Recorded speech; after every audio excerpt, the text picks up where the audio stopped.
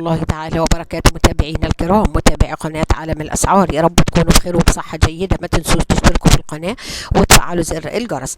عاجل 4 قرارات جديدة من الدكتور مصطفى مدبولي. ما هي هذه القرارات ومن المستفيد منها؟ نشرت الجريدة الرسمية في عددها رقم 19 الصادر في 8 مايو 2025 4 قرارات جديدة لرئيس مجلس الوزراء الدكتور مصطفى مدبولي بشأن اعتبار عدد من المشروعات أملاكا عامة مع الاستيلاء المباشر على الأراضي والعقارات اللازمة لتنفيذها. قرار رئيس مجلس الوزراء رقم 1163 لسنة 2025 بشأن إعادة النظر في مشروع نزع ملكية العقار الذي تشغله مدرسة عبد اللطيف عبد حشيش الإعدادية الكائن بحوض الرزقة وساحل خميس رقم 40 بدائرة مركز مدينة زفتة بمحافظة الغربية بمساحة إجمالية قدرها 2372.25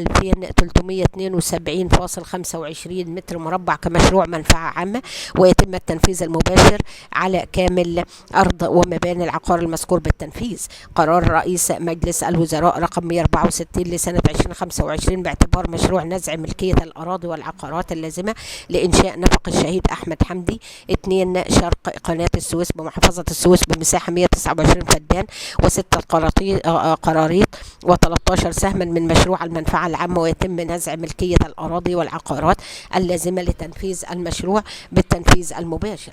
قرار رئيس مجلس الوزراء رقم 1165 لسنة 2025 بشأن دراسة مشروع نزع ملكية العقار المقام عليه مدرسة البنات الابتدائية الكائن بالقطعة 32 بحوض الشيخ مزروع رقم 16 قرية بهجورة مركز نجا حمادي محافظة قنا بمساحة 37,468 مترا مربعا بعد التنظيم كمشروع من مشاريع المنفعة العامة، ويتم الاستيلاء على كامل أرض العقار ومبانيه بالتنفيذ المباشر.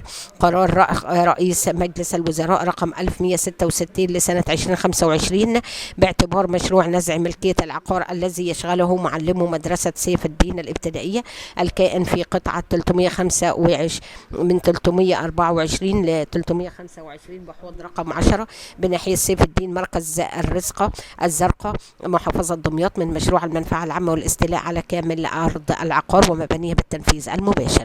قبل ما ننهي الفيديو ما تنسوش تشتركوا في القناة وتفعلوا زر الجرس، والسلام عليكم ورحمة الله تعالى وبركاته.